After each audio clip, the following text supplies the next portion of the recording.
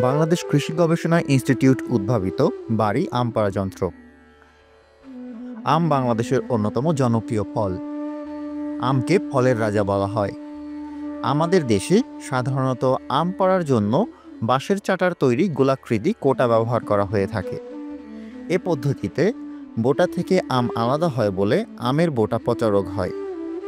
আমের সংরক্ষণকাল কমে যায় এবং কৃষক আমের মূল্য তুলনামূলকভাবে অনেক কম পায়।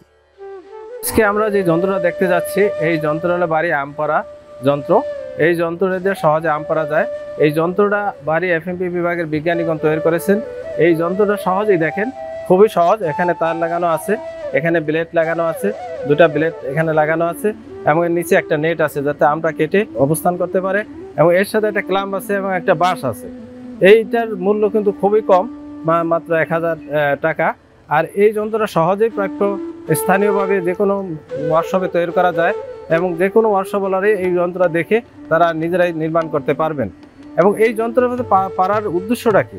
পাড়ার উদ্দেশ্য গ্রামগঞ্জে যে যন্ত্র টুলসটা ব্যবহার করে, এই টুলসটা ব্যবহার করে বোটা সহ পারতে পারে না, যার কারণে এর গায়ে এই আঠাগুলি লেগে যায়। বোটা যখন ভেঙে যায় তখন আঠাগুলি লেগে গিয়ে আমের গুণগত মান কমে যায় এবং বাজার মূল্য কমে যায়।